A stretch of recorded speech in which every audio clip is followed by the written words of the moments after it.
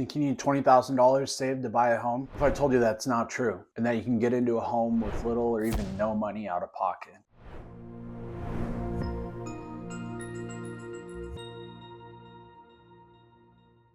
Today, I'm walking you through down payment assistance programs that are helping first-time buyers get into their dream homes without draining their savings. And hey, if you want to do a deeper dive on this after watching the video, I've got a link for the free down payment assistance guide in the video description below. Breaks everything down step by step, and you can grab it below. Let's be real, saving for a down payment can feel impossible when rents keep going up, grocery bills insane, and home prices just won't stop climbing. It's like chasing a moving target. But what if that target came to you? There are over 2,000 down payment assistance programs across the country, many of them offering you thousands of dollars to help you buy a home. Some are grants that you never repay, others are zero interest loans or fully forgivable after a few years. And most people, they have no idea that they qualify. Down payment assistance, or DPA for short, is exactly what it sounds like. Help with the upfront cash you need to buy a home. There are a few different forms it can take. Grants, as we said, free money. Repayable loans, small monthly payment. Forgivable loans, stay in the home for usually 5 years and then it disappears.